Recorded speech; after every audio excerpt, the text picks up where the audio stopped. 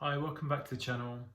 Thought I'd do a quick video on how I manage to stay motivated throughout the week to get out the door and get those basic daily runs in. So this year so far, I'm looking at an average of 7 runs a week, and that equates to about 76 miles a week, which I'm really happy with so far. But obviously some of those, it's really hard to sort of get out the door. So yeah, I thought I'd do a top 10 of the things that really help me get it done each week. And so yeah, in at number one, I think the biggest one for me is within Strava, because I'm a paid subscription member on that. I set two main goals for that: a distance goal of a minimum of 60 miles a week, and also an elevation goal of minimum of 6,000 feet in a week. A lot of the time I'll go over that with regards mainly for distance, but at least then it covers both bases for whatever races we got coming up in the future. You know, be it like a high elevation ultra or a shorter sort of, you know, on the flat race or whatever. So yeah, I set those goals and try and hit that by the end of play. On each Sunday I'll have some top-up runs during the week, but yeah, I'll try and hit those goals. And also within Strava, trying to, each time I have a race or something, I'll always try and follow some quite inspiring athletes who might be making podium, or people who can help inspire you throughout your training cycle. So in at number one is those goals within Strava. Number two, try and get some races in the calendar for the year, so it gives you something to sort of train towards and plan it out in terms of where they're positioned within the year, so you've got enough time for training and recovery, and also what type of races they are. Some might be a tune-up shorter race leading into a longer marathon or an ultra, so a bit of planning there. But at least then, once you've got some races in the calendar, you've got some to sort of really train for, which can make a massive difference, because inevitably you want to get personal bests in those races, and that's the best sort of environment to go for it. And if you want PBs, mainly choose courses which are fast courses, or you know, there's various different things which you can go for. But if you can get them in the calendar, it's so motivating to know that you've got a good year ahead.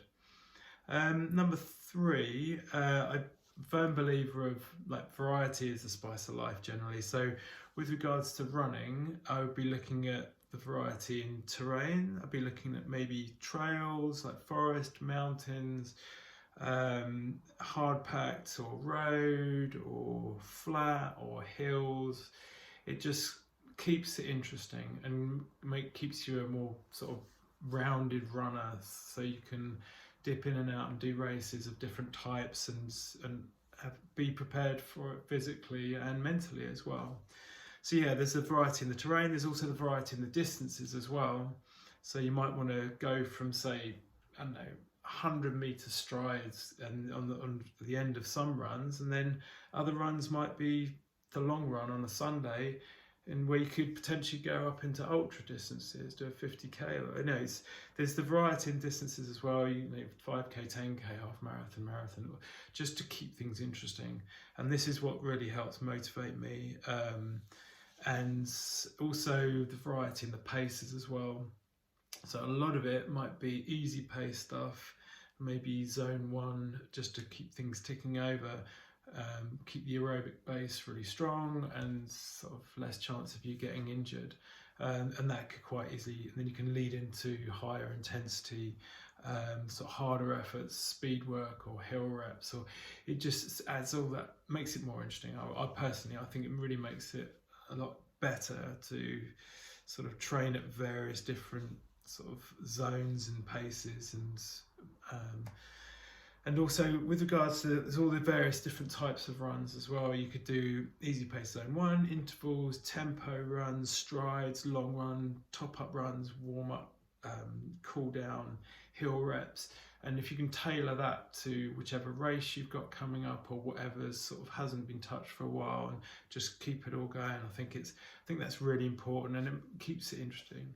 Number four, I've got basically, if you, as well as the races which you've got in your calendar, you can also race on Strava as well, which is great. So you can look for segments on Strava, and when you feel strong at that certain pace, or if you've done a lot of hill work recently and you want to go and race a Strava segment up a local hill, then go for it and see if you can make top 10 or whatever, or you could even get the crown for the hill or whatever. But that's really motivating. You don't have to sort of spend loads of money if you've got all the other segments on your doorstep. Sometimes when you feel good, just try and get a couple of those. So also I've got number 6. It's like having the right kit, just to make sure that you can get out the door and still be comfortable. And also is to keep the momentum going through like the winter months when the weather might be crap, the surface might be wet and muddy, and I mean I've got a few examples here. So like when it's really muddy and wet, you might want to go for the liner, sort of Injinji liner and the waterproof socks combo, and with a sort of large lugged sort of good drainage shoe for really wet weather, just to help get through the winter months in trails. And then it's, with a good shoe rotation, you might want like a daily trainer or something, for a nice light one for doing hill reps, which are going to take a bit of a beating, or tempo work you might want, or intervals, or even race day. Just see if you can get hold of a pair of Vaporflies, and then so you're having the right shoes for the right type of run, and it just makes it so much more. Well, it's so much more interesting, and also you can perform at your best. So also when it's dark, you might want a good head torch, like a day-to-day one with a couple of hours burn time, or a longer one if you want to practice going through the night in an ultra or something. So head torches, so there's no excuses why you're not going to get out the door. Another really important thing is a really good waterproof jacket. So this one here is the Montane Minimus Stretch Ultra. I don't actually know if they do it anymore, but it packs up really small.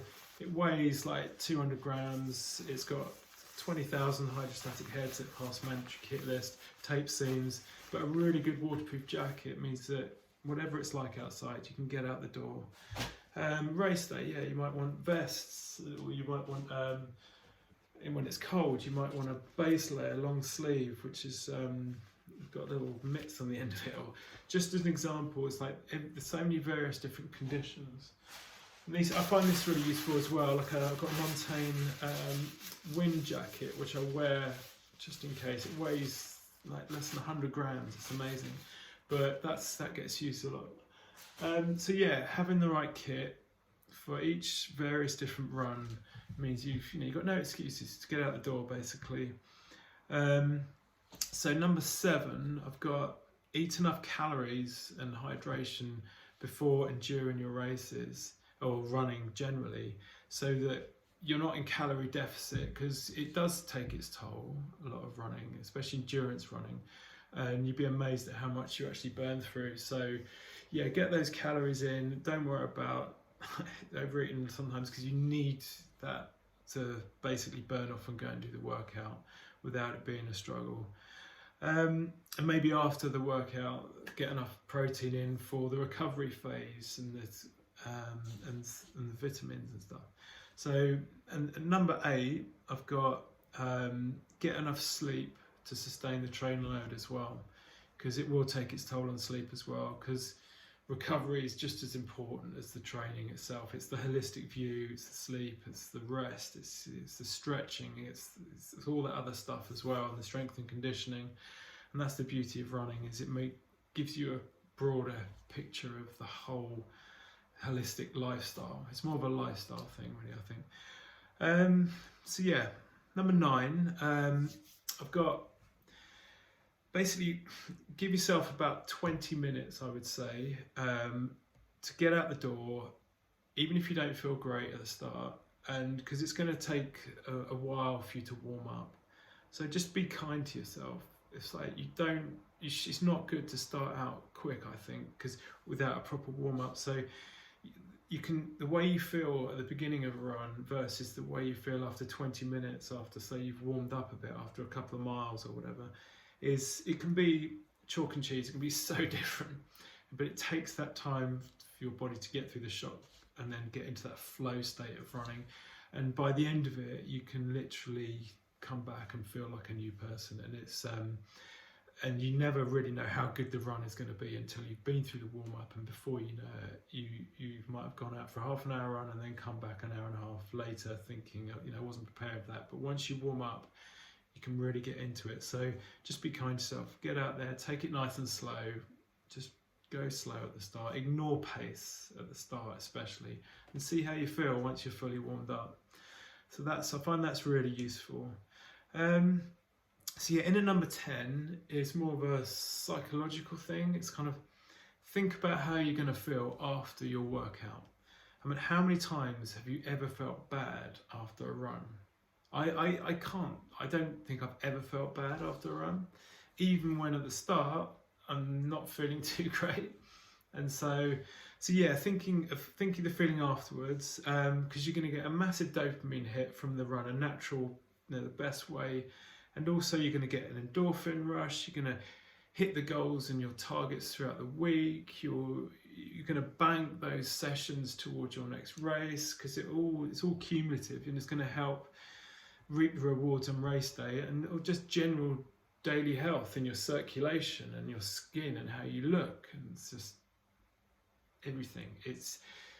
Running is amazing, and if you can get out past the door, get past the warm-up, and get each runs in as much as you possibly can without getting injured, and fit it within your lifestyle, it can transform your life. So yeah, they're the top 10 things. I hope it helps, but yeah, happy training, and thanks for watching. Cheers, bye.